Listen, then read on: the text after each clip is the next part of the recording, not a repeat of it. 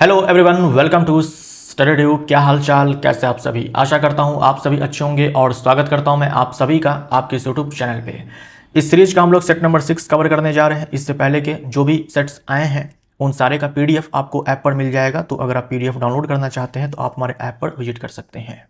पहला सवाल है, निम्नलिखित में से कौन सा महिला शरीर अंग, ये अंग महिला के शरीर में पाया जाता है, प्रत्येक महीने निषेचित अंडे को प्राप्त करने के लिए स्वयं को तैयार करता है। तो गर्भाशय है, ए हमारा राइट आंसर हो जाएगा। गर्भाशय जो है हर महीने खुद को तैयार करता है। जो उसकी भित्ति होती है, आंतरिक भित्ति, वो स्पंजी हो जाती है, मोटी हो जाती है। वो इसलिए कि अगर संभोग की क्रिया होती है और फीमेल के अंदर जो अंडा बना है अगर उसका निषेचन हो जाता है तो भ्रूण बनेगा और वो भ्रूण जो है अच्छे से आकर के प्रत्यारोपित हो जाए गर्भाशय की भित्ति से, इसीलिए गर्भाशय खुद को तैयार करता है। अग्नाशय से एक महत्वपूर्ण हार्मोन रिलीज होता है जिसे कहा जाता है इंसुलिन। इंसुलिन हार्मोन जो है ये ब्लड शुगर को कंट्रोल करता है। इंसुलिन ब्लड शुगर को कंट्रोल करता है। अगर ब्लड में एक्स्ट्रा ग्लूकोज बन गया है जिसकी आवश्यकता तत्काल नहीं है तो उसे ग्लाइकोजन में कन्वर्ट कर दिया जाता है, इसे इंसुलिन के द्वारा। इंसुलिन हार्मोन, कभी कभी तो यही पूछ लिया जाता है कि इंसुलिन हार्मोन है या एंजाइम है, तो इंसुलिन हार्मोन है। किडनी, ब्लड का फिल्ट्रेशन होता है, मूत्र का निर्माण होता है। ग्रसनी, ये श्वसन तंत्र का भाग है। दैनिक जीवन में बेकिंग सोडा का निम्नलिखित में से कौन सा उपयोग सही है। बेकिंग सोडा जिसका रासायनिक नाम है sodium hydrogen carbonate, sodium hydrogen carbonate, इसका सूत्र होता है NaHCO3। यह है सोडियम हाइड्रोजन कार्बोनेट, इसी को हम लोग सोडियम बाई कार्बोनेट भी बोलते हैं। इसका उपयोग खाद्य लवण बनाने के लिए किया जाता है। गलत हो जाएगा, खाद्य लवण हम लोग बोलते हैं सोडियम क्लोराइड को। तो सोडियम क्लोराइड को बनाने के लिए इसका इस्तेमाल नहीं होता है, बल्कि इसको बनाने के लिए सोडियम क्लोराइड का इस्तेमाल होता है। इसका उपयोग साबुन को नॉन ग्रीसी बनाने के लिए किया जाता है। गलत हो जाएगा, साबुन बनाने में सोडियम हाइड्रोक्साइड का इस्तेमाल किया जाता है। इसका उपयोग अग्निशामक यंत्रों में फेन बनाने के लिए किया जाता है। तो अग्निशामक यंत्र में ना इसका इस्तेमाल किया जाता है। अग्निशामक यंत्र जो होता है उसमें इस बेकिंग सोडा के साथ सल्फ्यूरिक अम्ल होता है, और हम जानते हैं कि अम्ल और धातु के कार्बोनेट या फिर बाइकार्बोनेट के बीच में अभिक्रिया होती है तो कार्बन डाइऑक्साइड गैस मुक्त होती है, और कार्बन डाइऑक्साइड गैस का इस्तेमाल जो है आग बुझाने में किया जाता है। इसका उपयोग लेड एसिड बैटरियों में प्रबल अम्ल को उदासीन करने के लिए किया जाता है, तो गलत हो जाएगा। सही उपयोग सी है, सी हमारा राइट आंसर हो जाएगा। जो सोडा एसिड अग्निशामक, सोडा अम्ल अग्निशामक यंत्र जो होता है उसमें बेकिंग सोडा का इस्तेमाल किया जाता है और अम्ल के रूप में सल्फ्यूरिक अम्ल का इस्तेमाल किया जाता है। निम्नलिखित में से कौन सा कार्बनिक यौगिक है। कैल्शियम कार्बोनेट अकार्बनिक यौगिक है। यहां देखो तो कार्बन और हाइड्रोजन है, तो कार्बन और हाइड्रोजन वाले जो यौगिक होते हैं उसे हम लोग हाइड्रोकार्बन बोलते हैं, जो कि कार्बनिक यौगिक होता है। सही है। सोडियम क्लोराइड अकार्बनिक यौगिक है, सोडियम कार्बोनेट अकार्बनिक यौगिक है। बी ऑप्शन राइट आंसर हो जाएगा। उस अर्ध संरक्षी प्रक्रिया का नाम क्या है जिसमें डीएनए, डीऑक्सीराइबोन्यूक्लिक एसिड, दो समरूप अणुओं में द्विगुणित होता है। यहां पर देखो ये एक डीएनए है, ये एक डीएनए है। अभी देखो इसमें दो स्टैंड्स आपको दिखाई दे रहे हैं, दो स्टैंड्स। यहां देखो ये एक स्टैंड आपको दिखाई दे रहा है और ये एक दूसरा स्टैंड आपको दिखाई दे रहा है। पहले क्या होता है, ये दोनों स्टैंड्स खुल जाते हैं, ये दोनों स्टैंड्स जो है खुल जाते हैं। देखो ये दोनों खुल रहे हैं, एक ये है और दूसरा ये है, ये खुल रहा है। और खुलने के साथ साथ ये जो स्टैंड है इसका भी देखो यहां पर कॉपी बन रहा है, येलो कलर से दिखाया गया है। इसका भी देखो यहां पर कॉपी बन रहा है ना। ये स्टैंड खुलते जा रहा है और कॉपी बनते जा रहा है, स्टैंड खुलते जा रहा है, कॉपी बनते जा रहा है। जैसे आप चैन को खोलते हो ठीक वैसे ही ये स्टैंड्स खुल रहे हैं। और स्टैंड को खुलने के बाद ये वाला जो है ओरिजिनल डीएनए है, ये वाला ओरिजिनल डीएनए है, और इसका भी कॉपी बन रहा है और इस वाले स्टैंड का भी कॉपी बन रहा है। तो यहां पर देखो अब एक डीएनए मॉलिक्यूल था, अब यहां पर देखो दो डीएनए मॉलिक्यूल हो चुका है, एक यहां पर एक यहां पर। तो पहले जो ओरिजिनल डीएनए होता है उनमें जो दो स्टैंड्स होते हैं वो दोनों स्टैंड्स खुलते हैं, खुलते जाते हैं, और फिर जो दो अलग अलग स्टैंड्स होते हैं उनका कॉपी बनते जाता है, और इस प्रकार से दो डीएनए यहां पर बन जाता है। तो ये जो पूरा प्रोसेस चला इसे कहा जाता है दोस्तों रेप्लिकेशन, प्रतिकृति, रेप्लिकेशन कहा जाता है। राइट। डीएनए में हम जानते हैं कि प्रोटीन कैसा बनेगा उसकी सूचना जो है होती है। डीएनए में प्रोटीन कैसा बनेगा उसकी सूचना होती है। तो क्या होता है कि डीएनए ना सबसे पहले आरएनए में कन्वर्ट होता है। ये डीऑक्सीराइबोन्यूक्लिक एसिड है, ये राइबोन्यूक्लिक एसिड है। फिर ये आरएनए प्रोटीन में कन्वर्ट हो जाता है। ये प्रोटीन राइबोसोम बनाने का काम करेगा। डीएनए आरएनए में कन्वर्ट हो जाएगा न्यूक्लियस के अंदर, फिर वो आरएनए बाहर आएगा और राइबोसोम के पास जाएगा और राइबोसोम वैसा प्रोटीन बनाकर दे देगा जैसा कि डीएनए में इंफॉर्मेशन था। ये जो डीएनए से आरएनए का बनना होता है इसे कहा जाता है ट्रांसक्रिप्शन। इसे कहा जाता है ट्रांसक्रिप्शन। ट्रांसक्रिप्शन अनुलेखन जो यहां पर है ऑप्शन बी में है। फिर आरएनए से प्रोटीन का जो बनना होता है इसे कहा जाता है ट्रांसलेशन। इसे कहा जाता है ट्रांसलेशन जो कि ऑप्शन ए में है। तो डी ऑप्शन हमारा राइट आंसर हो जाएगा। म्यूटेशन होता है sudden change in DNA. DNA में अगर कुछ चेंज हो गया तो प्रोटीन में चेंज हो जाएगा तो उसी को म्यूटेशन कहा जाता है। चयनात्मक पारगम्य झिल्ली के माध्यम से जल के विसरण को डैश कहते हैं। चयनात्मक पारगम्य झिल्ली जैसे कि कोशिका झिल्ली अपने आप में चयनात्मक पारगम्य झिल्ली होती है। चयनात्मक पारगम्य झिल्ली का मतलब ये हो गया कि जो झिल्ली है वो अपने से होकर के कुछ पदार्थों को जाने देगी, कुछ पदार्थों को रोक देगी, यानी गिने चुने चुन चुन करके पदार्थों को ही अपने से होकर के क्रॉस करने देगी। उसी लिए इसे चयनात्मक पारगम्य झिल्ली कहते हैं। कोशिका झिल्ली अपने आप में चयनात्मक पारगम्य झिल्ली है। जैसे मान लीजिए ये एक कोशिका है, ये कोशिका है, ये कोशिका झिल्ली है। तो कोशिका झिल्ली अपने आप में चयनात्मक पारगम्य झिल्ली है।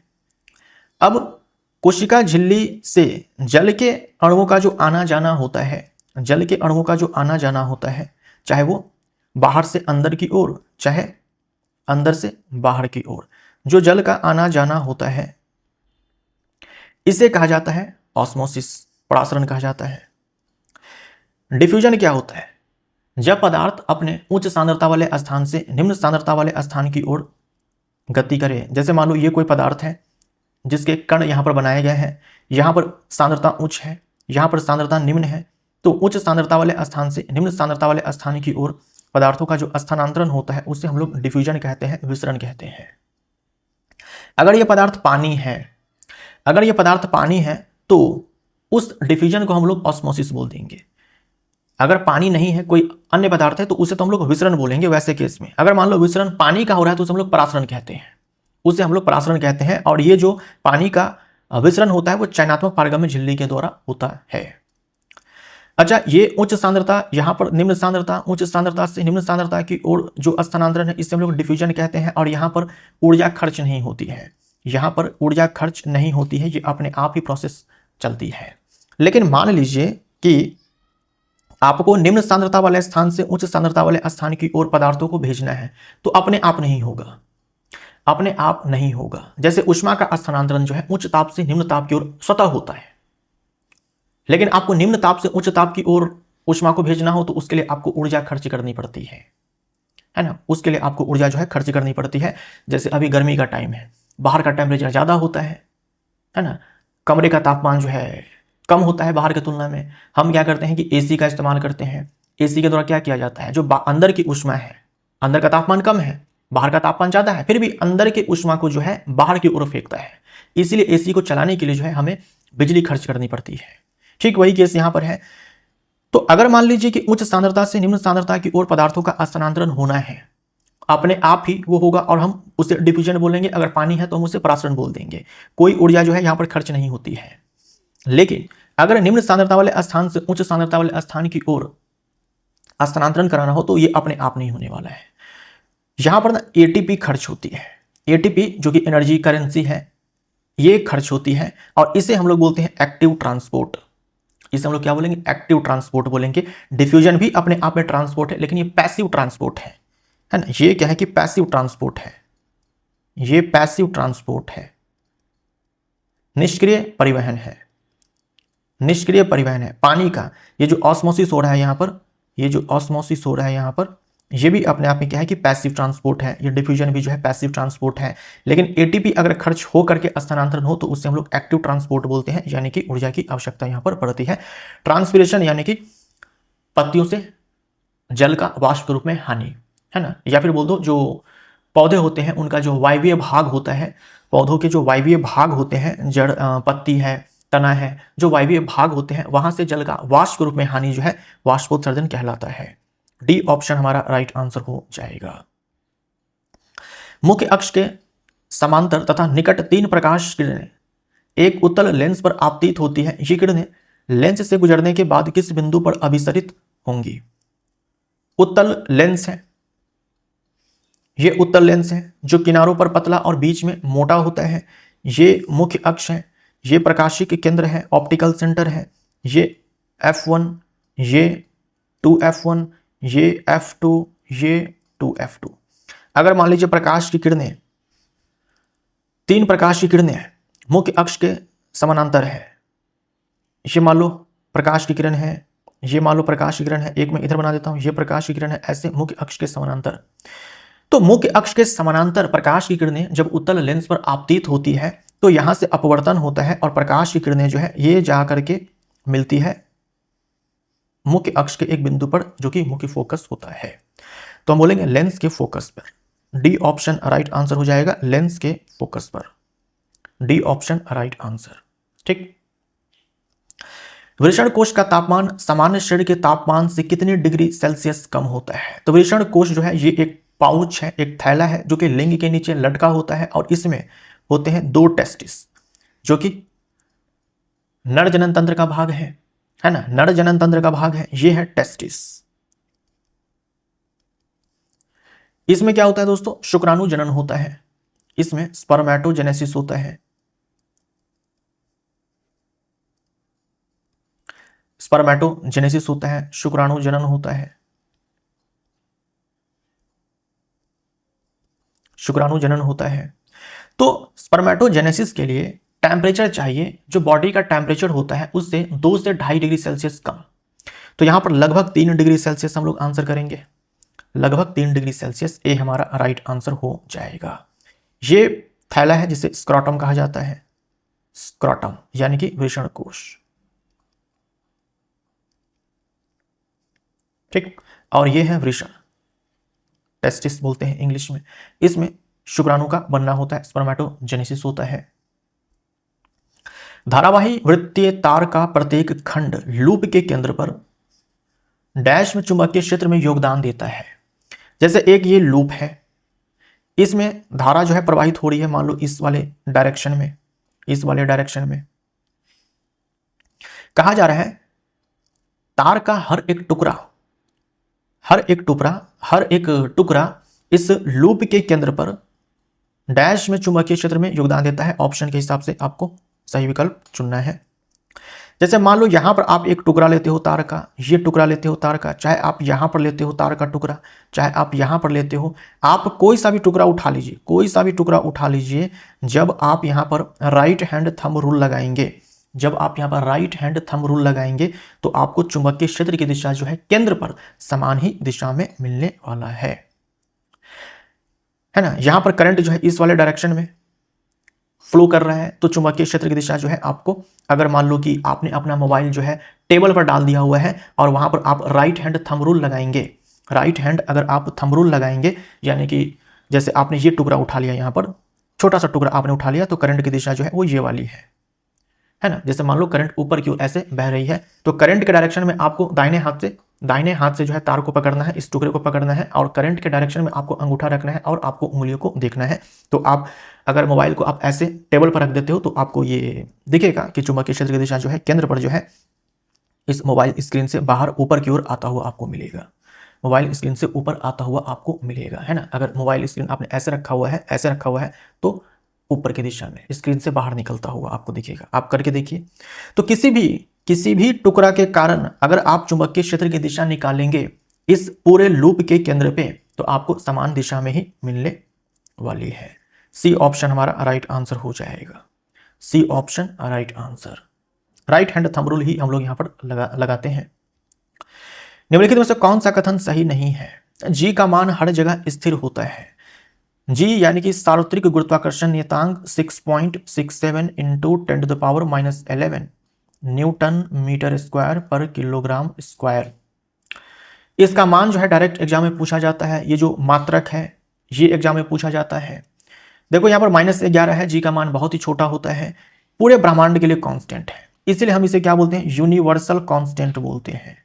क्या बोलते हैं, यूनिवर्सल कांस्टेंट बोलते हैं, पूरे के पूरे यूनिवर्स के लिए कांस्टेंट है, ये यूनिवर्सल कांस्टेंट है, पूरे यूनिवर्स के लिए कांस्टेंट है, पूरे ब्रह्मांड के लिए कांस्टेंट है, ये सही है। गुरुत्वाकर्षण बल सदैव आकर्षी होता है, बिल्कुल सही है। गुरुत्वाकर्षण बल दो द्रव्यमान के बीच में लगता है, हमेशा ही आकर्षी नेचर का होता है, बिल्कुल सही है। गुरुत्वाकर्षण बल छोटे पिंडों में सर्वाधिक प्रबल होता है, गलत हो जाएगा। पिंड जितना बड़ा होता है द्रव्यमान उतना ही ज्यादा होता है, तो बड़े पिंड के केस में ये ज्यादा प्रबल होता है, तो ये ऑप्शन गलत हो जाएगा। ब्रह्मांड में प्रत्येक वस्तु प्रत्येक अन्य वस्तु को आकर्षित करती है, ब्रह्मांड में, सही है, ये गलत नहीं है।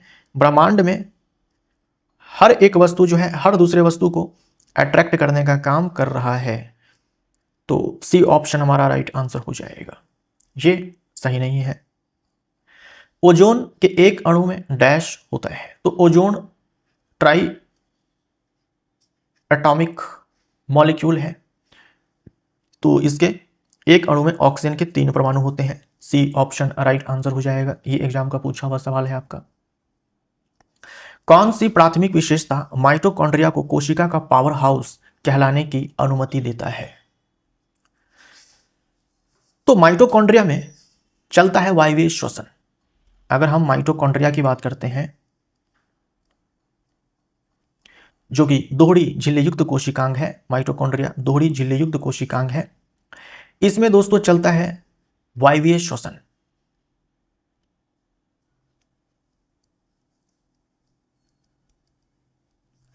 Aerobic respiration.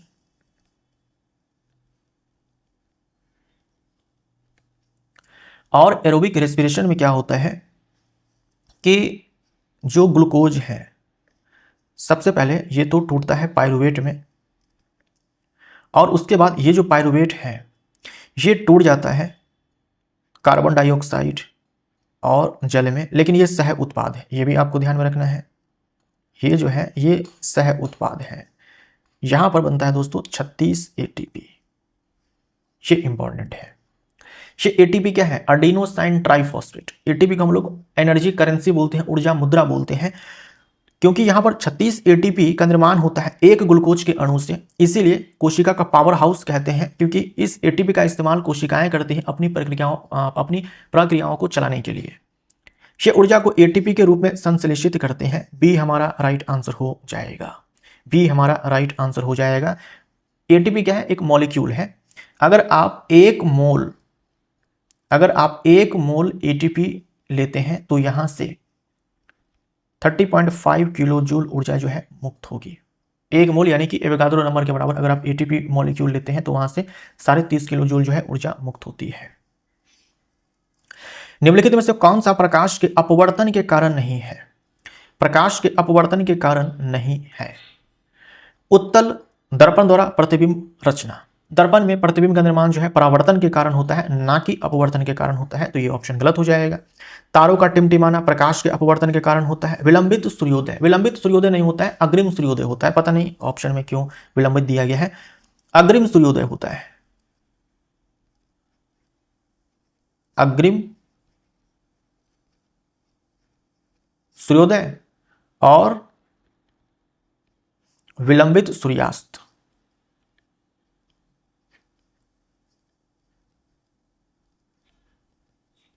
विलंबित सूर्यास्त यानी वास्तविक सूर्योदय से 2 मिनट पहले ही हमें सूर्य दिखने लगता है, तो उससे हम लोग अग्रिम सूर्योदय बोलते हैं। वास्तविक सूर्यास्त होने के बाद भी हमें 2 मिनट तक सूर्य दिखता रहता है, तो उससे हम लोग विलंबित सूर्यास्त बोलते हैं, जो कि होता है प्रकाश के अपवर्तन के कारण।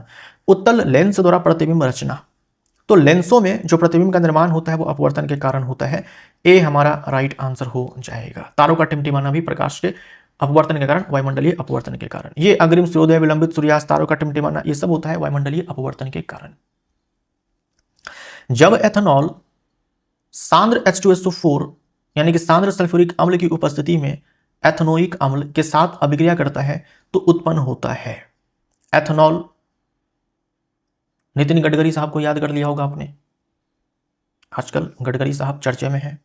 वैसे तो ट्रांसपोर्ट मिनिस्टर है, लेकिन एथेनॉल का जिम्मेवारी उन्होंने ले रखा है, इसलिए आजकल खूब गालियां भी उनको पड़ रही है। तो इसका आंसर हो जाएगा एस्टर। एस्टीकरण अभिक्रिया एक टाइप है अभिक्रिया की। इसमें देखो क्या होता है, एस्टरीकरण अभिक्रिया में एस्टर का फॉर्मेशन होता है। एस्टरीकरण अभिक्रिया में एस्टर का फॉर्मेशन होता है। एस्टर कोई एक कंपाउंड नहीं है बल्कि एक फैमिली का नाम है। जैसे अल्कोहल एक परिवार का नाम है, कार्बोक्सिलिक एसिड एक परिवार का नाम है, एल्डिहाइड एक पूरे फैमिली का नाम है, एल्केन पूरा एक फैमिली का नाम है, वैसे ही एस्टर जो है एक फैमिली का नाम है, एक पूरे परिवार का नाम है। इसमें कई सारे सदस्य आ सकते हैं। ये एस्टर बनता कैसे है? ये एस्टर बनता है दोस्तों जब हम अभिक्रिया करवाते हैं अल्कोहल और कार्बोक्सिलिक एसिड के बीच। जब हम अल्कोहल और कार्बोक्सिलिक एसिड के बीच अभिक्रिया करवाते हैं तो जाकर के एस्टर बनता है, तो जाकर के ये एस्टर बनता है। और इसी वाले अभिक्रिया को हम लोग एस्टरीफिकेशन कहते हैं। यहां पर कैटालिस्ट के रूप में, उत्प्रेरक के रूप में जो है सांद्र सल्फ्यूरिक अम्ल का इस्तेमाल किया जाता है। कंसंट्रेटेड H2SO4 है ना, CONC, यानी कि कंसंट्रेटेड सांद्र सल्फ्यूरिक अम्ल। ये क्या है कि कैटालिस्ट के रूप में इस्तेमाल किया जाता है। अब देखो अल्कोहल अपने आप में पूरा फैमिली है, कई सारे मेंबर हो सकते हैं। तो यहाँ पर एक मेंबर लिया गया एथनोइक अम्ल, जो सबसे कॉमन अल्कोहल है, सबसे सामान्य अल्कोहल है एथनोइक अम्ल। शराबों में यही वाला अल्कोहल होता है। ऐसे ही नहीं, ये अल्कोहल यहां पर है एथनॉल, ये एथनॉल सबसे सामान्य अल्कोहल। कार्बोक्सिलिक एसिड, ये देखो एथनोइक अम्ल है ना, जो कि सिरके में होता है। इनके बीच में अभिक्रिया कराई गई है। यहां पर अम्ल जो है लिया गया है, अम्ल लिया गया है। यहां पर एस्टर मुख्य रूप से अम्ल एवं अल्कोहल की अभिक्रिया से निर्मित होते हैं। एथनोइक अम्ल किसी अम्ल उत्प्रेरक, अम्ल उत्प्रेरक, तो यहां पर अम्ल उत्प्रेरक के रूप में जो है सांद्र सल्फ्यूरिक अम्ल लिया जा सकता है। क्या होता है कि पानी जो है बाहर निकलता है और यहां पर एस्टर बनता है, एस्टर बनता है। एस्टर की खासियत क्या है कि स्वीट स्मेल होता है ना, मीठी जो है गंध आती है। अगर मीठी गंध आ रही है तो समझ जाता है कि हाँ भाई, समझ में आ जाता है कि हाँ एस्टर जो है वो बन रहा है। तो गंध जो है सॉफ्ट होती है, स्वीट होती है, इसीलिए इसका इस्तेमाल जो है इत्र बनाने में किया जाता है और फ्लेवरिंग एजेंट के रूप में किया जाता है। तो अल्कोहल और कार्बोक्सिलिक एसिड के बीच अभिक्रिया होने पर जो है एस्टर का फॉर्मेशन होता है। इस अभिक्रिया को एस्टरीकरण अभिक्रिया कहते हैं। और यहाँ पर उत्प्रेरक के रूप में जो है सांद्र सल्फ्यूरिक अम्ल लिया जाता है। इसलिए आंसर यहां पर डी हो जाएगा। निम्नलिखित में से किसका संगठन परिवर्ती होता है? किसके कंपोजिशन को आप चेंज कर सकते हो? इन चार में से किसके कंपोजिशन को आप चेंज कर सकते हो? जल है, जल का हम जानते हैं एक प्रॉपर फॉर्मूला होता है H2। हाइड्रोजन क्लोराइड का प्रॉपर अपना एक फॉर्मूला है HCl। मेथेन CH4, इसे हम लोग मार्श गैस भी बोलते हैं। ये तीनों के तीनों क्या है कि कंपाउंड है, यौगिक है। क्या है कि यौगिक है।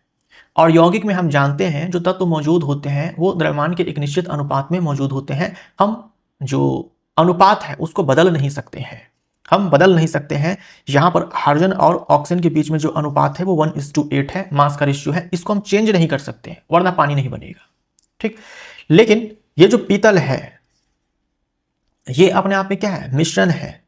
पीतल ये अपने आप में मिश्रण है। और हम जानते हैं मिश्रण का कोई जो है निश्चित अनुपात नहीं होता है। मिश्रण जिन पदार्थों से बने होते हैं वो पदार्थ निश्चित अनुपात में नहीं होते हैं, ये जरूरी नहीं है। और इसीलिए इसका कोई फॉर्मूला नहीं होता है, क्योंकि भाई निश्चित अनुपात में है ही नहीं, तो फॉर्मूला कैसे बनेगा? तो आपके बुक में जो पीतल है उसके बारे में जो इंफॉर्मेशन दिया हुआ है वो ये है कि पीतल भैया कॉपर और जिंक की मिश्र धातु है। कॉपर इसमें 80% है और जिंक जो है 20% है। अगर आप इस 80% की जगह पर कॉपर का अगर आप 75% ले लेते हो और इसको आप 25% कर देते हो तो भी वो पीतल ही कहलाएगा, तो भी वो पीतल ही कहलाएगा, ठीक। तो आपने अगर इस रेशियो को चेंज कर दिया तो भी पीतल जो है बनेगा। तो हम डी ऑप्शन बोलेंगे, हम इसके कॉम्पोजिशन को चेंज कर सकते हैं। पादप के निम्नलिखित में से किस भाग में विभाजी ऊतक क्षेत्र, डिवाइडिंग टिश्यू रीजन होता है जो वृद्धि में सहायक होता है? तो शीर्षस्थ विभज्योतक, सी ऑप्शन राइट आंसर हो जाएगा। एपिकल मेरिस्टेम, एपिकल मेरिस्टेम शीर्ष पे जो ऊतक पाया जाता है उसी को हम लोग विभज्योतक ऊतक बोलते हैं। ऐसे नहीं बोलेंगे, है ना। जिस ऊतक की कोशिकाएं जो है विभाजित होती है, विभाजन की क्षमता रखती है, उससे हम लोग विभज्योतक बोलेंगे। ये पाए जाते हैं शीर्ष वाले भाग पे, जैसे तना का शीर्ष हो वहां पर आपको मिल जाएगा। जो जड़ है वहां पर मिल जाएगा। तो हम इसे बोलेंगे स्टेम का जो टिप है, रूट का जो टिप है, सी ऑप्शन राइट आंसर हो जाएगा। H2O में ऑक्सीजन की संयोजकता कितनी होती है? H2O में ऑक्सीजन की संयोजकता कितनी होती है?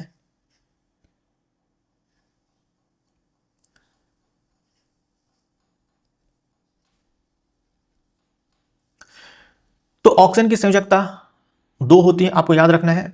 ऑक्सीजन एटॉमिक नंबर 8, इलेक्ट्रॉनिक विन्यास 2,6, बायतम कोश में 8 इलेक्ट्रॉन पूरा करने के लिए 2 इलेक्ट्रॉन की आवश्यकता है, वैलेंसी इसकी 2। डी ऑप्शन हमारा राइट आंसर हो जाएगा। यह मानते हुए कि वस्तु एक समान वेग से गतिमान है, एक समान वेग से गतिमान है यानी कि त्वरण नहीं है, किसी वस्तु के वेग को उसके यात्रा समय से गुणा करने पर कौन सी भौतिक राशि प्राप्त होती है? वेग को आपने गुणा कर दिया समय से, है ना। ये v क्या है? ये v जो है ये चाल नहीं है, वेग है, बोला गया है। वेग को गुणा कर दिया है आपने समय से, तो इससे आपको क्या मिल जाएगा? विस्थापन मिल जाएगा, है ना, आपको विस्थापन मिल जाएगा। सी ऑप्शन राइट आंसर, है ना। संवेग, संवेग का फॉर्मूला होता है द्रव्यमान गुने में वेग, ठीक। उसके बाद बल का फॉर्मूला होता है द्रव्यमान गुने में त्वरण, यहां से आप त्वरण लिख सकते हो बल बट्टे में द्रव्यमान।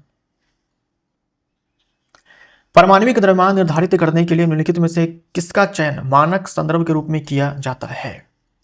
परमाणविक द्रव्यमान जैसे कि कार्बन है, कार्बन नहीं लेते हैं, कोई दूसरा लेते हैं, जैसे कि हम लोग ऑक्सीजन लेते हैं, इसका द्रव्यमान हम लोग क्या बताते हैं? 16 U। आप चाहो तो 16 AMU भी बोल सकते हो, लेकिन अब जो है यूनिफाइड मास का हम लोग इस्तेमाल करते हैं, एटॉमिक मास यूनिट का इस्तेमाल नहीं करते हैं। तो ये 16 U क्या है? 16 गुने में 1 U, और ये जो 1 U होता है ये किसके बराबर होता है? 1 U होता है जो कार्बन 12 समस्थानिक है, यानी कार्बन द्रव्यमान संख्या 12 और एटॉमिक नंबर 6, परमाणु का द्रव्यमान का 12वां भाग, ये 1 U के बराबर होता है दोस्तों।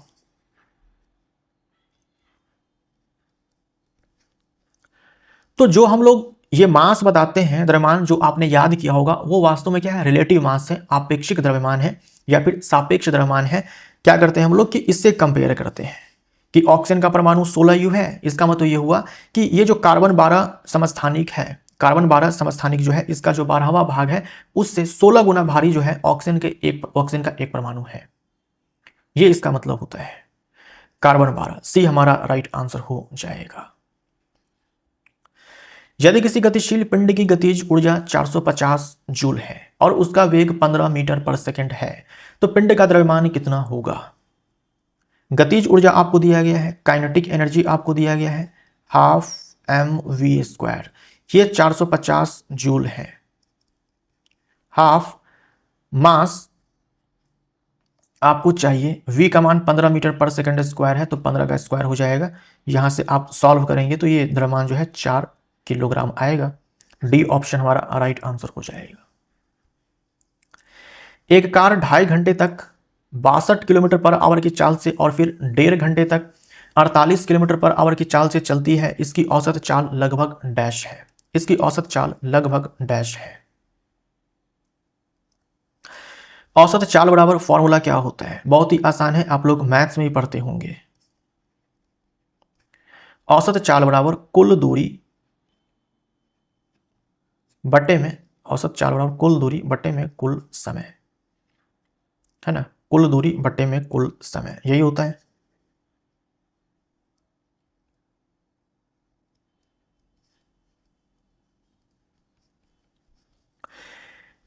ये फॉर्मूला है। अब देखो कुल समय तो आपको पता है कि 2.5 घंटा लगा है और फिर 1.5 घंटा लगा है। अब चाहिए कुल दूरी। आपको डायरेक्ट दूरी नहीं दी गई है कि 2.5 घंटे में कितनी दूरी चली गई है या फिर 1.5 घंटे में कितनी दूरी चली गई है, जो आप जोड़ दोगे, यहाँ पर डायरेक्ट नहीं दिया गया है, लेकिन आप निकाल सकते हो। बोला जा रहा है कि भाई 1 घंटे में 62 किलोमीटर दूरी जो है तय की जा रही है, तो 2.5 घंटे में कितनी तय की जाएगी, ये निकाल लो आप। तो 2.5 गुने में 62 कर देंगे आप, फिर यहाँ पर देखो 1 घंटे में 48 किलोमीटर दूरी तय की जा रही है, तो 1.5 घंटे में कितनी की जाएगी, तो 1.5 से गुना कर दो 48 में। उसके बाद आपको इसको सॉल्व करना है। जब आप सॉल्व करेंगे तो ये निकल करके मान आएगा 56.75 किलोमीटर पर आवर। तो डी ऑप्शन हमारा यहां पर राइट आंसर हो जाएगा। बेकिंग सोडा के संबंध में निम्नलिखित में से कौन सा कथन सही नहीं है? यह sodium chloride ammonia, carbon dioxide और जल की अभिक्रिया द्वारा औद्योगिक रूप से तैयार किया जाता है। आपने ले लिया सोडियम क्लोराइड, आपने ले लिया अमोनिया NH3, आपने ले लिया कार्बन डाइऑक्साइड, आपने ले लिया जल। इसके बीच में जब अभिक्रिया होती है तो बन जाता है बेकिंग सोडा NaHCO3 और साथ में जो है अमोनियम क्लोराइड बनता है। इस अमोनियम क्लोराइड का दोस्तों याद रख सकते हो कि ऊर्ध्वपातन होता है, इसका ऊर्ध्वपातन होता है। ठीक। गर्म करने पर baking soda carbon dioxide gas मुक्त करता है जो बेकिंग में उपयोगी बनाती है, इसे बेकिंग में उपयोगी बनाती है। अगर आप इस बेकिंग सोडा को गर्म करोगे, है ना, अगर आप इस बेकिंग सोडा को गर्म करोगे तो यहां से बनेगा सोडियम कार्बोनेट और कार्बन डाइऑक्साइड गैस मुक्त होगी। इसी के कारण जो ब्रेड है वो फूल जाती है, केक फूल जाता है, स्पंजी हो जाता है। और ये जो कार्बन डाइऑक्साइड गैस मुक्त होती है ना, इसीलिए हम लोग बेकिंग सोडा का इस्तेमाल करते हैं। उसके बाद देखो बेकिंग सोडा का उपयोग प्रति अम्ल में किया जाता है, एंटासिड के रूप में किया जाता है, यानी कि पेट की एसिडिटी को कम करने के लिए किया जाता है, क्योंकि यह अतिरिक्त आमाशयी अम्ल को उदासीन करता है जिससे केवल लवण और जल बनता है। तो यह गलत हो जाएगा। प्रति अम्ल, जैसे मान लो प्रति अम्ल के रूप में जो है बेकिंग सोडा का इस्तेमाल किया गया और पेट में बनता है ये सल्फ्यूरिक एसिड, माफ करिएगा हाइड्रोक्लोरिक एसिड। अब यहां पर देखो ये धातु का बाइकार्बोनेट है और ये अम्ल है, तो धातु का जो बाइकार्बोनेट होता है या फिर कार्बोनेट होता है उसकी अभिक्रिया जब हम अम्ल से करवाते हैं तो क्या बनता है, लवण बनता है। तो यहाँ पर लवण बन जाएगा, साथ में जल बनेगा, सही है, लेकिन साथ में जो है यहाँ पर कार्बन डाइऑक्साइड गैस भी तो मुक्त होती है। बोला गया है जिससे केवल लवण और जल बनता है, तो ये गलत हो जाएगा।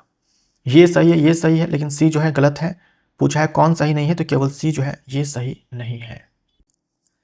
मत्स्य उत्पादन में कवच प्राणी श्रेणी में निम्नलिखित में से कौन सा विकल्प आता है?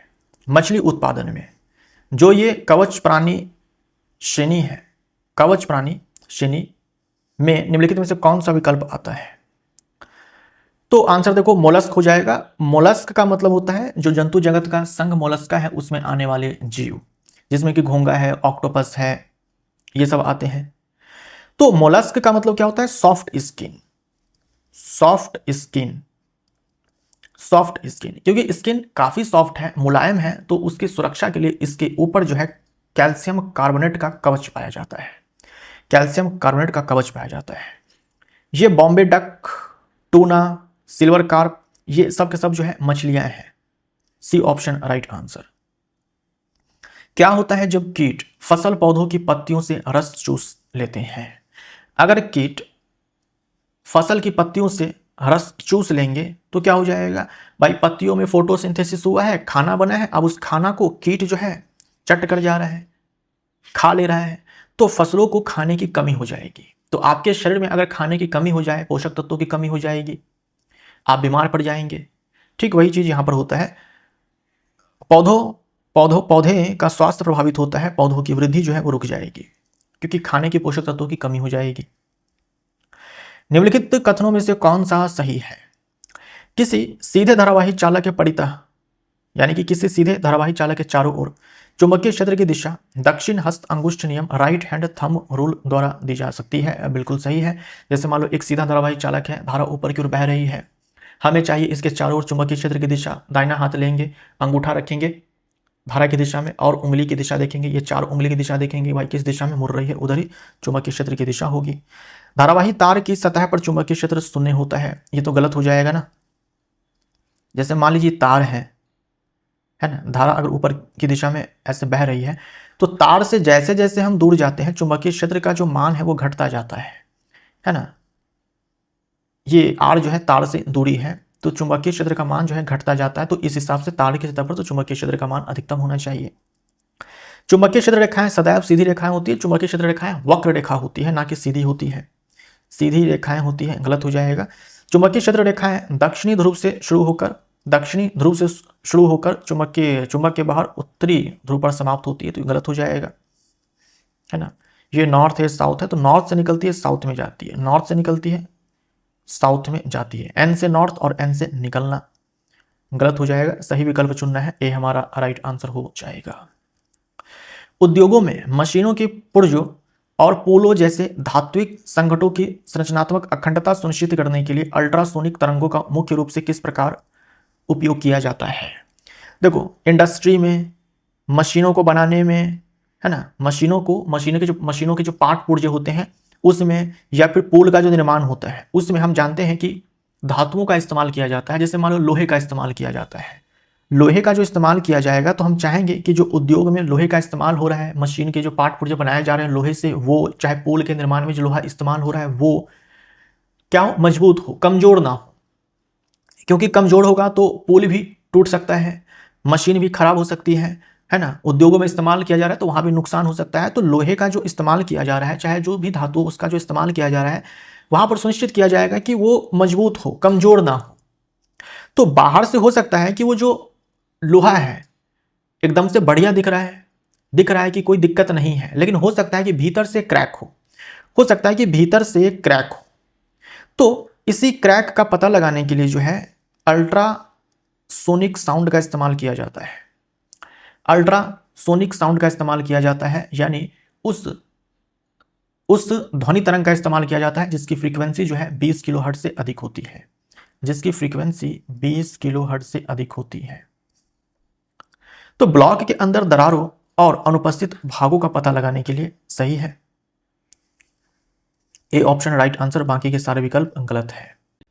पराबैंगनी किरणों की तरंगदैर्ध्य का परास कितना होता है। अगर हम इलेक्ट्रोमैग्नेटिक स्पेक्ट्रम देखें, जो पूरा स्पेक्ट्रम सन से अर्थ तक चलता है, उसमें gamma, X-ray, ultraviolet, visual light, है ना, विजुअल लाइट इसी को हम लोग देख पाते हैं, इंफ्रारेड रे, radio wave, microwave, GX, UV, IMR।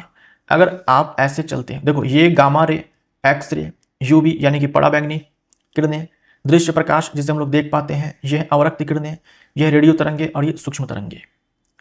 अगर हम गामा रे से माइक्रोवेव की तरफ चलते हैं तो जो तरंगदैर्ध्य है वो बढ़ती जाती है और जो ऊर्जा है वो घटती जाती है। तो अगर आप इन दोनों को तुलना करो, यानी जिसे हम देख पाते हैं दृश्य प्रकाश को और अल्ट्रावायलेट रेडिएशन को, किसके पास ऊर्जा ज़्यादा है, तो जो ये यूवी किरणें होती है उसके पास ऊर्जा ज़्यादा होती है, अधिक होती है, और जो तरंगदैर्ध्य है इसके पास वो कम होती है। विजुअल लाइट के केस में आपको याद रखना है कि 400 से 700 नैनोमीटर ये वेवलेंथ है विजुअल लाइट के लिए, जबकि अगर हम इस अल्ट्रावायलेट रेडिएशन के लिए देखें तो 100 नैनोमीटर से 400 नैनोमीटर, बी हमारा राइट आंसर हो जाएगा। ये विजुअल लाइट के लिए आप याद रखेंगे, दृश्य प्रकाश, है ना। इसी में विबग्योर आता है, इसी में विबग्योर आता है, जो हम लोग विबग्योर याद करते हैं, है ना। तो जो वायलेट लाइट है 400 नैनोमीटर और जो रेड लाइट है 700 नैनोमीटर वेवलेंथ होती है। पराबैंगनी किरणों के लंबे समय तक संपर्क में रहने से क्या हानि हो सकती है। तो नेत्र और त्वचा को हानि तथा कैंसर की संभावना बढ़ना। जो त्वचा कैंसर है उसकी संभावना बढ़ जाती है। जो प्रतिरक्षा तंत्र है, इम्यून सिस्टम है, वो भी हमारा अफेक्ट होता है। साथ में आंखों से संबंधित बीमारियां जो है वो उत्पन्न होती है ना। तो नेत्र और त्वचा को हानि तथा कैंसर की संभावना, कैंसर में आप याद रखेंगे त्वचा कैंसर, है ना, त्वचा कैंसर आप याद रखेंगे। जो इम्यून सिस्टम है, प्रतिरक्षा तंत्र है, वो भी हमारा अफेक्ट होता है, प्रभावित होता है, और हमारे आंखों को भी नुकसान पहुंचता है। निम्नलिखित में से कौन सी गैस ग्रीन हाउस गैस नहीं है। ग्रीन हाउस गैस के कारण ही जो हमारा वायुमंडल है गर्म रहता है, नहीं तो रात के समय में जो पूरी पृथ्वी है वो बहुत ही ठंडी हो जाती है कि हम जीवित भी नहीं रह पाते। तो ग्रीन हाउस गैस जो है इंपॉर्टेंट है, लेकिन सीमित मात्रा में, जितनी आवश्यकता है उतनी, नहीं तो ग्लोबल वार्मिंग का ये कारण बन सकती है। तो मीथेन, ये जलवाष्प और कार्बन डाइऑक्साइड, ये सब मुख्य ग्रीन हाउस गैस है। नाइट्रोजन ग्रीन हाउस गैस नहीं है। सूर्यताप किसे कहते हैं, इंसोलेशन किसे कहते हैं, इंसोलेशन किसे कहते हैं, सूर्यताप किसे कहते हैं, तो पृथ्वी की सतह पर पहुंचने वाले सौर विकिरण की मात्रा को हम लोग सूर्यताप कहते हैं।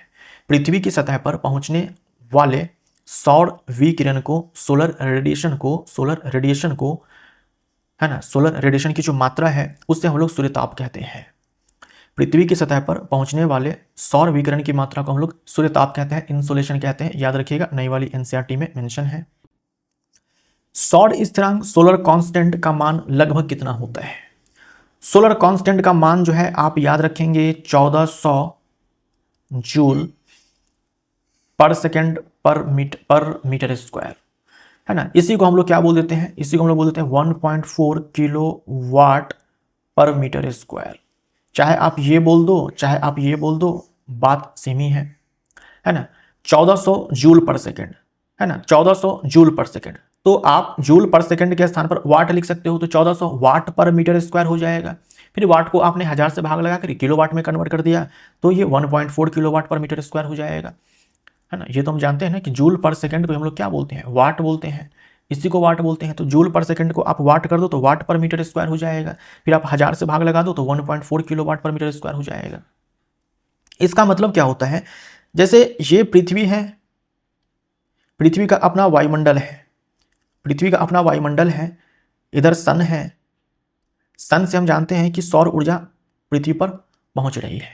तो आप ऊपरी वायुमंडल में, जैसे इधर तो निर्वात है ना, ये पूरा वायुमंडल है। तो जब सौर ऊर्जा, सोलर एनर्जी पृथ्वी के वायुमंडल में जब घुसती है, जिस स्थान पे घुसती है, वहीं पर हम लोगों ने क्या कर दिया कि इमेजिनरी, काल्पनिक रूप से जो है 1 मीटर स्क्वायर एरिया ले लिया। 1 मीटर स्क्वायर हमने एरिया ले लिया। 1 मीटर स्क्वायर हम लोगों ने क्या कर दिया कि एरिया ले लिया। तो इस 1 मीटर स्क्वायर एरिया पे सन से लंबवत 1 सेकंड में जितनी सौर ऊर्जा पहुंच रही है उसे हम लोग बोलते हैं सोलर कांस्टेंट।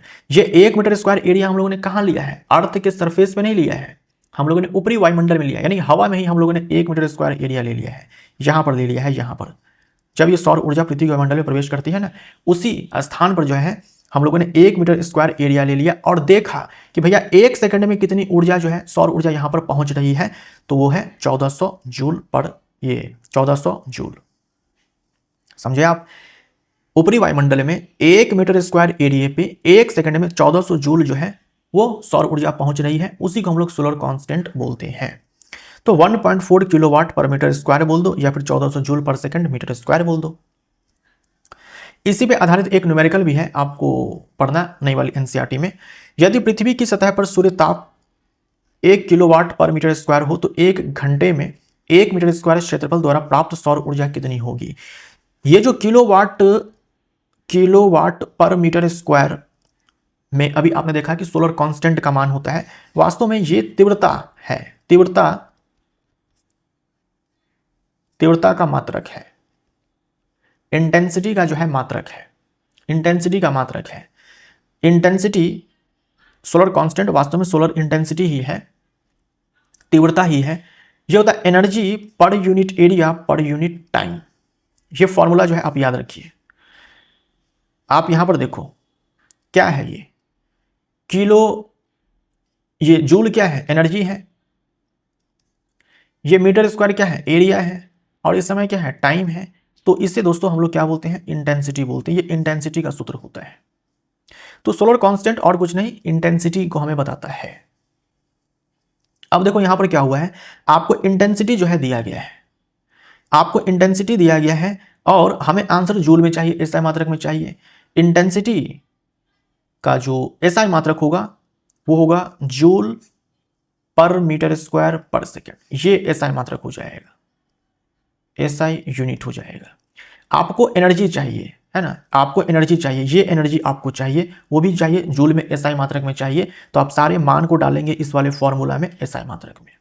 इंटेंसिटी आपको 1 किलोवाट पर मीटर स्क्वायर दिया हुआ है, आप इसको जो है कन्वर्ट कर दो, आप इसको कन्वर्ट कर दो इसमें जूल पर मीटर स्क्वायर पर सेकंड में। तो 1 किलोवाट है तो इसको हम लोगों ने क्या कर दिया? 1000 वाट कर दिया, 1000 वाट कर दिया। वाट के स्थान पर हम लोगों ने जूल पर सेकंड कर दिया, जूल पर सेकंड कर दिया। और यहां पर मीटर स्क्वायर तो ऑलरेडी दिया हुआ है। तो 1000 जूल पर मीटर स्क्वायर पर सेकंड, है ना, इसको थोड़ा ढंग से लिख लेते हैं।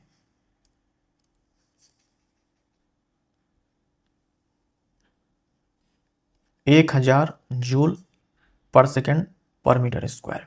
ये इंटेंसिटी का मान हम लोगों ने यहां पर डाल दिया। हमें जो है ऊर्जा चाहिए। एरिया दिया गया है सवाल में कि आपको 1 मीटर स्क्वायर लेना है। समय आपको दिया गया है 1 घंटा, इसको भी हमें एसआई मात्रक में कन्वर्ट करना होगा। तो समय के लिए एसआई मात्रक सेकंड होता है, तो 60 सेकंड गुना करके मिनट में, फिर 60 से गुना करके सेकंड में कन्वर्ट कर दिया। अब देखो मीटर स्क्वायर से मीटर स्क्वायर खत्म हो जाएगा, ये सेकंड है, सेकंड से सेकंड खत्म हो जाएगा। यहां पर एनर्जी आपको मिलती है 3.6 इंटू 10⁶ जूल। ये याद आ रहा है कुछ? 3.6 गुने में 10⁶ जूल। इसी को हम लोग क्या बोलते हैं? एक यूनिट बोलते हैं।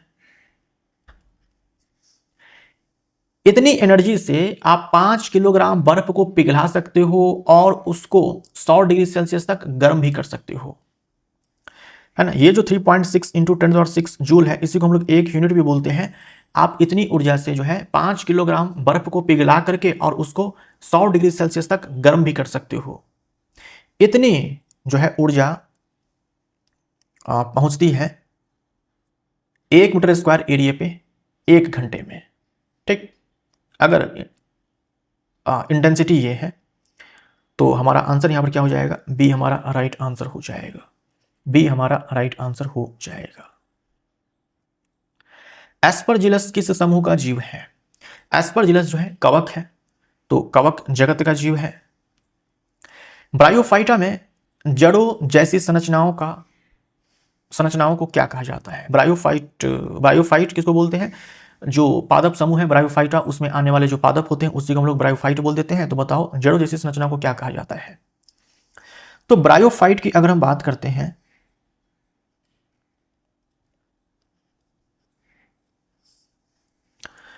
क्या इसमें वास्तविक तना होता है?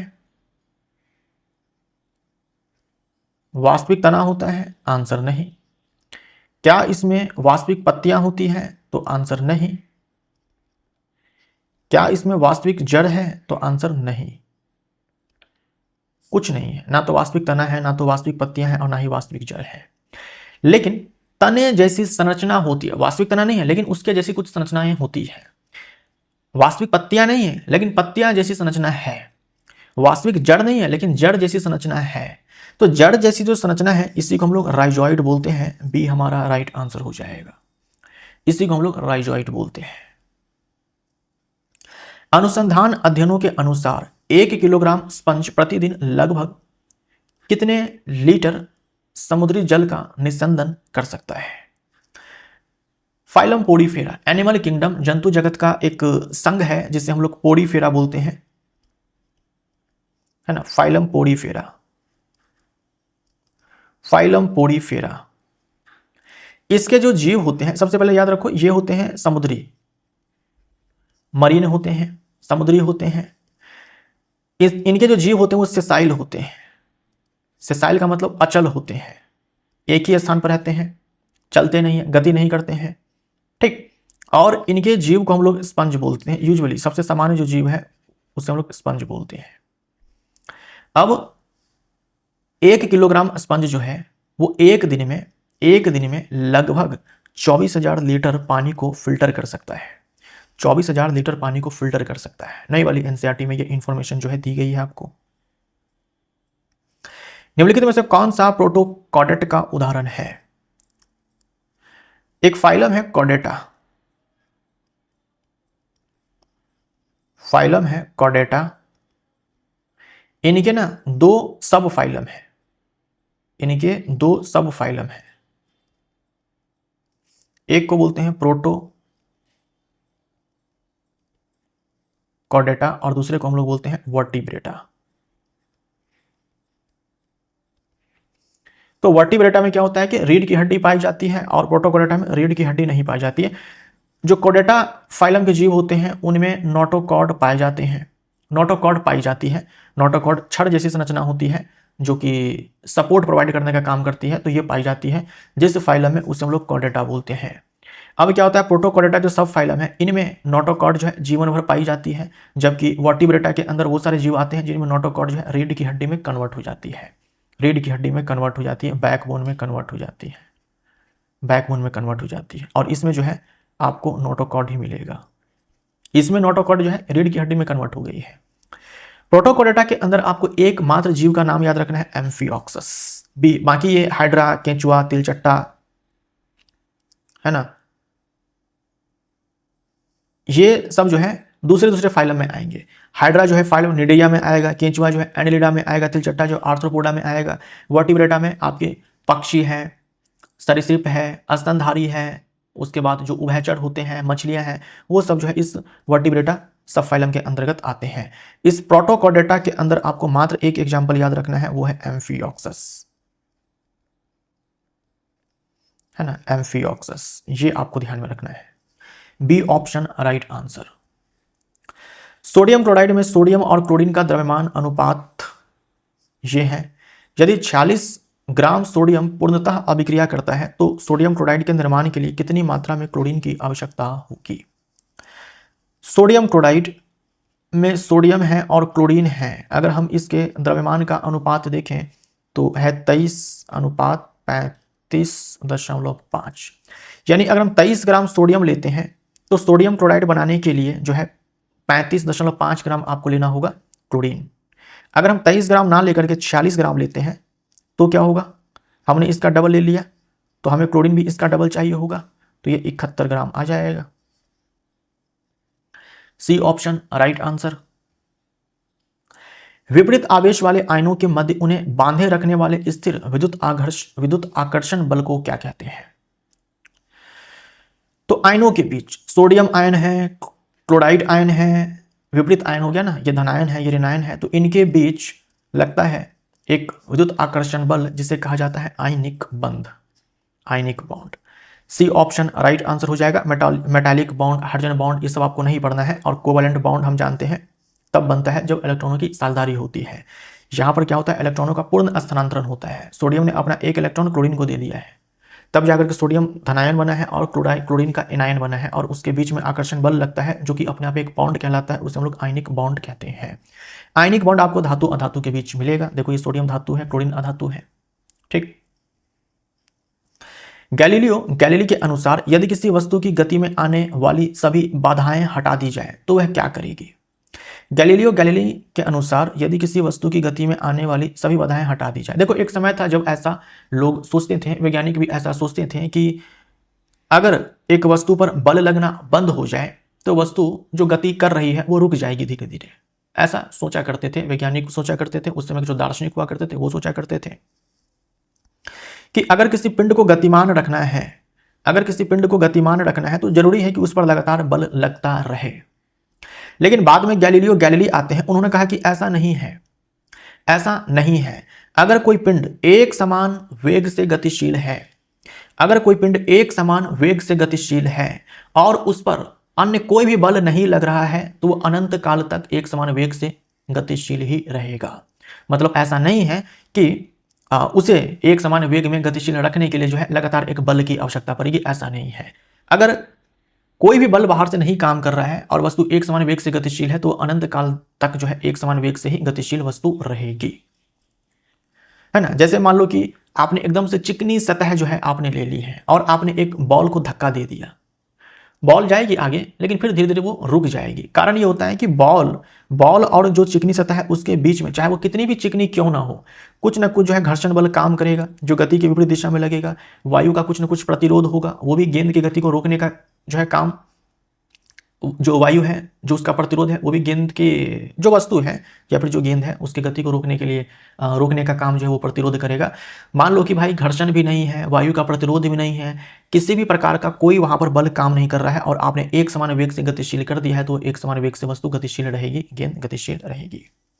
तो ऐसा गैलीली ने कहा था। पहले ऐसा सोचा करते थे सब कि अगर किसी पिंड को एक समान वेग से गतिशील रखना है मतलब चाल में भी परिवर्तन नहीं होना चाहिए और दिशा में भी परिवर्तन नहीं होना चाहिए, तो इसके लिए लगातार जो है बाहर से एक बल की आवश्यकता पड़ेगी, ऐसा सोचा करते थे। गैलीलियो ने कहा कि ऐसा नहीं है, अगर बाहर से आप सारे बल हटा दो, यहाँ बाधा का मतलब बल से है, सारे बल को आप हटा दीजिए तो फिर आवश्यकता नहीं पड़ेगी बल की, है ना। एक बार आपने गति दे दिया तो वो गतिशील ही वस्तु रहेगी। तो समान वेग से अनिश्चित काल तक गतिमान रहेगी। B option right answer.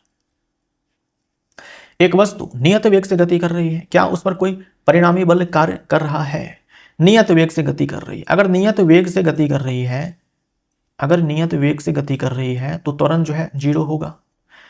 त्वरण 0 है, यानी कि लगने वाला जो कुल बल है वो 0 है। तो नहीं, क्योंकि नियत वेग से गति करने पर परिणामी बल 0 होता है। सी ऑप्शन राइट आंसर हो जाएगा। C option right answer. किसी वस्तु पर डैश न्यूटन बल लगने से वस्तु 1 मीटर विस्थापित होती है तो जूल 1 जूल कार्य संपन्न होता है। तो कार्य बराबर बल गुने विस्थापन हो जाएगा। 1 जूल काम हो रहा है और विस्थापन 1 मीटर हुआ है, तो 1 मीटर विस्थापन हुआ है और 1 जूल कार्य होना है, तो निश्चित ही बल जो है 1 न्यूटन का लगा होगा। निम्नलिखित में से कौन सा स्थिर अनुपात के नियम के अनुसार है? स्थिर अनुपात का नियम कहता है यौगिक में जो तत्व मौजूद होते हैं द्रव्यमान के एक निश्चित अनुपात में मौजूद होते हैं। जल में हाइड्रोजन के द्रव्यमान और ऑक्सीजन के द्रव्यमान का अनुपात हमेशा 1:8 होता है, 1:8 होता है। जल है तो हाइड्रोजन और ऑक्सीजन के मास का रेशियो बताओ आप। तो यहां पर 2U और यहां पर ऑक्सीजन का कितना हो जाएगा 16U। रेशियो कितना आ जाएगा 1:8। ये सही है। कार्बन डाइऑक्साइड की बात करते हैं। कार्बन है और ऑक्सीजन है। कार्बन का परमाणु द्रव्यमान 12U हो जाएगा और यहाँ पर ऑक्सीजन कितना हो जाएगा? ऑक्सीजन का परमाणु द्रव्यमान जो है 16 होता है। यहाँ पर ऑक्सीजन के 2 परमाणु है तो 32U हो जाएगा। रेशियो निकालेंगे तो 3:8 का आएगा। ये भी सही है। अमोनिया में नाइट्रोजन और हाइड्रोजन हमेशा द्रव्यमान के अनुसार 14:1 के अनुपात में विद्यमान होते हैं। अमोनिया, ये सूत्र होता है। नाइट्रोजन और हाइड्रोजन के बीच रेशियो, नाइट्रोजन का जो परमाणु द्रव्यमान है वो 14 होता है, हाइड्रोजन का 1 होता है, यहाँ पर 3 है तो 3U हो जाएगा, तो 14:3, यानी कि सारे विकल्प सही है। B option right answer. निम्नलिखित में से किस कण की उपस्थिति के कारण रुक्ष अंतर्द्रव्यी जालिका यानी रफ एंडोप्लाज्मिक रेटिकुलम सूक्ष्मदर्शी से देखने पर रुक्ष दिखाई देती है, खुरदरी दिखाई पड़ती है? तो जो खुरदरी अंतर्द्रव्यी जालिका है उससे हम लोग खुरदरी इसीलिए बोलते हैं क्योंकि माइक्रोस्कोप से जब हम उसको देखते हैं तो उनमें जो है हमें राइबोसोम्स के पार्टिकल्स चिपके होते हैं, जिसके कारण वो खुरदरी दिखाई पड़ती है ना। प्रोटीन संश्लेषण में इसका जो है रोल होता है, प्रोटीन निर्माण में। जब किसी हाइड्रोकार्बन को वायु की अधिकता में जलाया जाता है तो अंतिम उत्पाद सदैव डैश बनता है। हाइड्रोकार्बन कार्बनिक यौगिक है जिसमें आपको केवल कार्बन और हाइड्रोजन ही दिखेगा, जैसे कि एल्केन है, एल्कीन है, एल्काइन है। अगर हम पर्याप्त मात्रा में ऑक्सीजन देते हैं, है ना, वायु का मतलब यहाँ पर ऑक्सीजन से ही है। अगर हम पर्याप्त मात्रा में ऑक्सीजन देते हैं, वायु देते हैं, तो हाइड्रोकार्बन का अच्छे से दहन होगा और जब अच्छे से दहन होगा तो अंतिम उत्पाद जो है आपको मिलेगा कार्बन डाइऑक्साइड और जल, है ना, कार्बन डाइऑक्साइड और जल वाष्प रूप में। अगर मान लो कि वायु की कमी हो जाती है अर्थात ऑक्सीजन की कमी हो जाती है तो वैसे केस में कार्बन डाइऑक्साइड के स्थान पर जो है कार्बन मोनोऑक्साइड बन सकता है, जो कि एक जहरीली गैस है। निम्नलिखित में से कौन सा एक ही भूमि पर निश्चित पैटर्न में 2 या अधिक फसलों को एक साथ उगाए जाने का उदाहरण है? तो यहां पर देखो 2 प्रकार की फसलें हैं, एक पंक्ति में एक प्रकार की फसल, फिर दूसरे पंक्ति में दूसरे प्रकार की फसल, है ना। तो अल्टरनेट वे में उगाया गया है। फिर यहां पर फसल देखो अल्टरनेट करके, ये एक प्रकार की फसल, ये दूसरे प्रकार की, फिर वही वाली ये वाली फसल, फिर यहां पर ये वाली फसल। तो एक ही भूमि पर यानी कि एक ही खेत में 2 या 2 से अधिक फसलों को हम एक साथ उगाते हैं एक निश्चित पैटर्न में, है ना। ये एक पैटर्न ही तो है, ये एक पैटर्न ही तो है। तो इसे हम लोग इंटरक्रॉपिंग बोलते हैं। डी ऑप्शन राइट आंसर हो जाएगा। हाइड्रोपोनिक्स होता है जल में पौधों को उगाना, है ना, जल में पौधों को उगाना, उसे हम लोग हाइड्रोपोनिक्स बोलते हैं।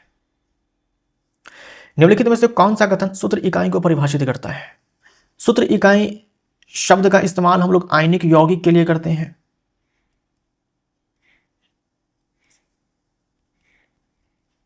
आयनिक यौगिक के लिए करते हैं, जैसे कि सोडियम क्लोराइड है, कैल्शियम कार्बोनेट है, मैग्नीशियम क्लोराइड है, आयनिक यौगिक के लिए करते हैं। जहां हम लोग सह संयोजक यौगिक के लिए अणु शब्द का इस्तेमाल करते हैं, उसी के स्थान पर हम लोग सूत्र इकाई शब्द का इस्तेमाल करते हैं आयनिक यौगिकों के लिए।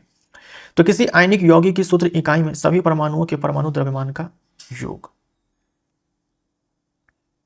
निम्नलिखित में से कौन सा कथन सूत्र इकाई को परिभाषित करता है? एक परमाणु का द्रव्यमान, एक अणु का द्रव्यमान, किसी यौगिक के 1 मोल का द्रव्यमान। सूत्र इकाई यहां पर छूट गया हुआ है, सूत्र इकाई द्रव्यमान लिखना पड़ेगा यहां पर। सूत्र इकाई द्रव्यमान निकालने का तरीका वही है जो आणविक द्रव्यमान निकालने का तरीका है। किसी आयनिक यौगिक की सूत्र इकाई में सभी परमाणुओं के परमाणु द्रव्यमानों का योग भी ऑप्शन हमारा राइट आंसर हो जाएगा। यहां पर छूट गया हुआ है, सूत्र इकाई द्रव्यमान को परिभाषित करता है, ये होना चाहिए था। जब किसी पिंड का वेग बढ़कर अपने मूल मान से 2 गुना हो जाता है तो उसकी गतिज ऊर्जा पर क्या प्रभाव पड़ता है? तो जो गतिज ऊर्जा होती है वो जो चाल है उसके वर्ग के समानुपाती होती है। तो वेग को हम चाल बोल सकते हैं अगर दिशा में परिवर्तन नहीं हो रहा है। तो अगर हम वेग को डबल करेंगे अर्थात चाल जो है वो 2 गुनी हो जाएगी, चाल 2 गुनी हो जाएगी तो गतिज ऊर्जा 4 गुनी हो जाएगी। यह मूल मान का 4 गुना हो जाती है।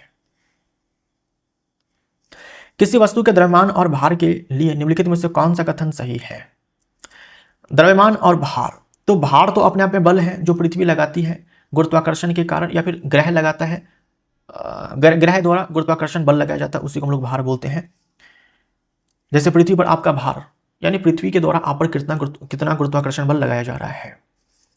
द्रव्यमान और भार की अगर हम बात करते हैं तो द्रव्यमान जो है आप पूरे ब्रह्मांड में कहीं पर भी चले जाओ द्रव्यमान नहीं बदलता है, भार बदल जाएगा, क्योंकि भार का अगर आप सूत्र देखते हैं तो यह है द्रव्यमान गुने में गुरुत्व त्वरण।